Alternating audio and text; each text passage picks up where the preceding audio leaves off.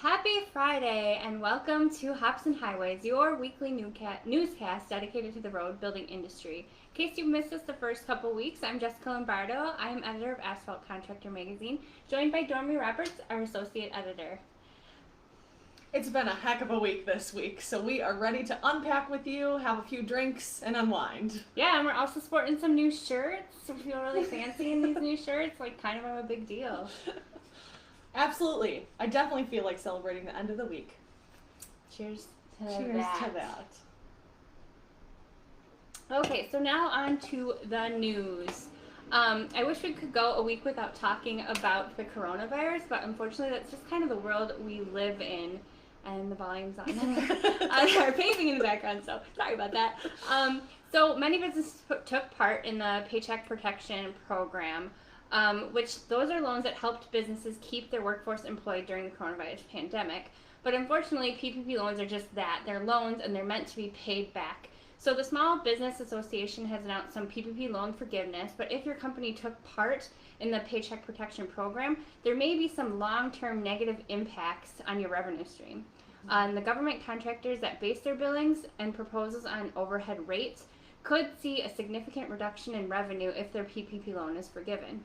So ultimately, this means that the state DOTs, contractors, architects, engineers would reduce their overhead costs during the year that the PPP loan is forgiven. That is a mouthful. With a potential reduction to their overhead rate of 20 to 40%. Right. So in order to mitigate these costs, firms with high percentage of government contracts should analyze overall future cash flow for scenarios with and without PPP loan forgiveness. If there's no forgiveness, then the loans will be paid back with some interest being paid on the loan. And if the loan is forgiven, there will be a negative cash effects due to both the reduced overhead rate and the tax hit because of the loss of the deduction. One of the biggest challenges in 2020 is understanding the fine print that comes along with all of these pandemic-related stimulus packages. So many of the new tax incentive programs, they roll out very rapidly, but often come with minimal long-term guidance. So consider consulting with your accounting professional who can help provide those guidance and where to move forward with the PPP loan forgiveness or even repaying the loans. So in other COVID-19 news, OSHA has addressed the incorrect reports that the N95 masks do not protect against the virus. So I know a lot of people wear those N95 masks. They were said to be the best, but then some people were saying they weren't protecting against the virus. So OSHA came out and said, indeed, they do effectively protect workers in helping to slow the spread of the virus. So the N95 respirator filter is very effective at protecting against the virus causing COVID-19.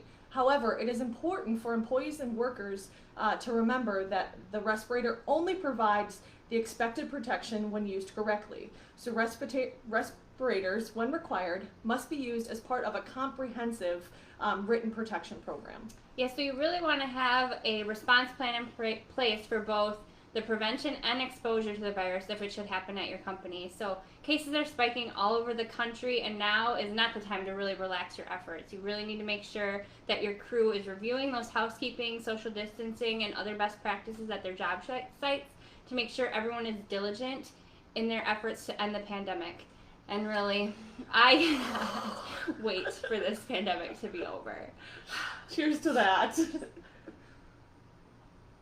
Okay, so another cool story that was trending on our website this week, one of our contributing editors wrote, Alan Haydorn, and it's about the use of orange paint inside highway work zones. So work zones, we talk about work zone safety all the time. It's something I'm really passionate about. Some of my favorite people work in work zones, and I want to make sure you guys are safe. So according to a survey by the AGC of America, 67% of highway contractors have reported that motor vehicles have crashed into their work zones. That was in the 2018 season, and I'm sure that those numbers in 2020 are even higher because people are just driving recklessly during the pandemic, which I can't stress work zone safety enough. Yes. So in Kentucky, they're actually doing some testing on these orange markings to see if they improve worker and driver safety. Ultimately, that's the goal. Central Steel Company became the first Kentucky contractor to install this orange pavement markings to delineate a construction zone when their crew applied the orange paint to road widening projects on Interstate 75. Throughout the project, they installed a total of 214,000 linear feet of orange striping. So the Kentucky Transportation Cabinet, they said it's too soon to tell how effective the orange paint markings were in terms of reducing accidents, but they're going to consider this method again to help improve work zone safety for the traveling public and for the workers, because they really want to make people aware of these work zones, and we need to find a way to get people to slow down, pay attention, and not just to tune out to the barrels and the signs. So really cheers to the Kentucky Transportation Council and to finding innovative ways to keep you guys safe out there. Like, we need to try everything. Yes. Cheers. So speaking of safety, we want to talk about keeping your workers safe and best practices this week. So each year there are thousands of injuries in the triple digits numbers from fatality accidents related to machines and equipment operations. A lot of these accidents involved operators, but over half involved people on the ground. So the spotters, the coworkers, the laborers, even the passerbys can get injured from these things, who get too close. And we have 5 safety tips for you guys this week. Yeah, so it's not just the cars going through the work zone that you need to be aware of. You really need to be aware of the crew around you, everything around you to keep yourself safe. So the first safety tip is pretty elementary, but it's important.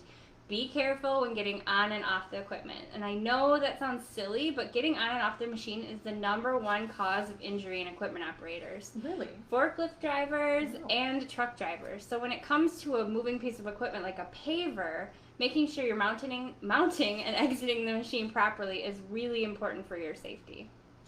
To be safe when getting on the equipment, check your gloves, check your boots, knock any dirt or mud off your boots before you get onto the ladder. Also use high grip gloves.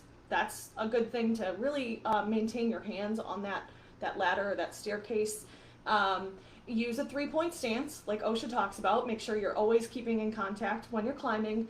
And use large size hand and foot holds. Also avoid carrying things when climbing. And please, don't jump off the machines. Don't do it. You might look cool, but No. you might hurt yourself and then you won't look cool. So next, don't let people crowd around your work area. So if you ask a roller operator what one of their biggest pet peeves is, I bet you they will tell you that it's people on the ground crowding the machine. Those sidewalk superintendents. People love to stand and watch the operator compact the mat, but there's really no reason for them to be there. It's kind of just a force of habit. People on the ground must stay away from the machines and the operating area for all equipment, rollers, pavers, mills, etc. When the machine's running, stay away. Review this important safety in safety meetings. Foremans need to enforce this, not the operators. So when you're ready to start work, use the horn to warn people to stay back, stop the machine if needed, and always check your back before backing up. Simple, but important. So another safety tip is to beware of any overhead or underfoot objects. This is especially important for dump drivers because those wires, they're everywhere, so you need to know where they are. So mark or warn of overhead lines or low clearances and make sure all operators are aware of these before entering the work zones. Use sawhorses, signs, barriers, anything you can to indicate obstructions. Next, we want to talk about loading and unloading of the equipment. Even on level ground, there's a risk of the machine rolling over during loading or unloading. So make sure you are centered on the ramps and stay straight. Allow enough room to maneuver the trailer and machine and use a spotter for guidance. Keep people away from the sides of the machine during the loading and unloading. So finally, it's really important to secure your paving area. Whether you're working in a parking lot or a highway, you need to make sure you have that signage. Training your crew is just the beginning, and as we talked about above, we need to keep them safe from the traveling public. The best way to accomplish this is make sure your crew members are visible in the work zones. Wear your PPE, wear your halo lights at night, have the balloon lights on the pavers, be seen. You want to make sure the work zone is well lit, and so drivers know to stay out and slow down with that signage. You need to devise a temporary traffic control plan, and we'll drop a link to an article about that in the comments below. And you need to follow standards as specified in the FHWA's MUTKID program. just like Jess talked about, lighting. Ample lighting is important and should be present on your work zones. In addition to mandating that all crew members wear proper reflective safety apparel. Easy as putting on a vest. The lighting should be installed to ensure proper illumination for workers while minimizing glare. Workers should be encouraged to stay clear of unlit areas. We really don't want your crew to be a headline in the news that someone was injured or killed, so review the safety information daily. You can't talk about it enough, and we are just saying cheers to staying safe out there, guys. Cheers. We have some people saying cheers to us virtually too. Hey, some of our coworkers. And yes, we can get one of these shirts if you want one. Drop us a note. We'll make them available for purchase, guys. We know they're awesome. Just like your host, right? So that was some heavy stuff. So let's lighten the mood. So last week we talked about what happened. It snowed. Yeah.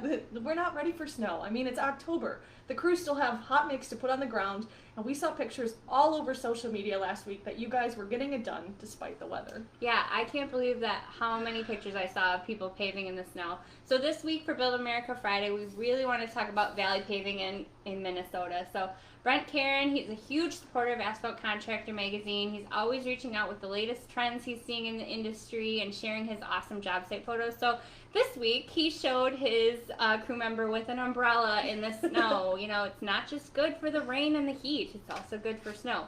But these photos were taken in Norwood Young, America, Minnesota, and the team at Valley has 20,000 tons of mainline paving to still do in the year in 1.5-inch lifts.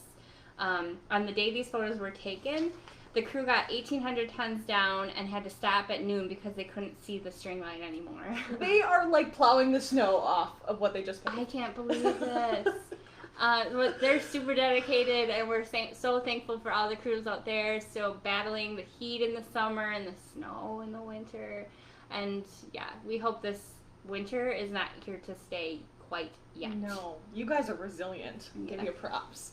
Well, that's all that we have for this week, so remember to reach out to us if you have anything you'd like to share on a future episode. Have a drink with us, and I hope That's the most important part. Yes. Stop. I hope you find this educating and fun. We love doing it every week. Yeah, so speaking of entertainment, make sure you tune in next week to Hops and Highways, where we're going to be drinking beers and carving pumpkins. All of these manufacturers, they have these awesome templates for putting rollers and tracks and all of these things on pumpkins. We're going to try that.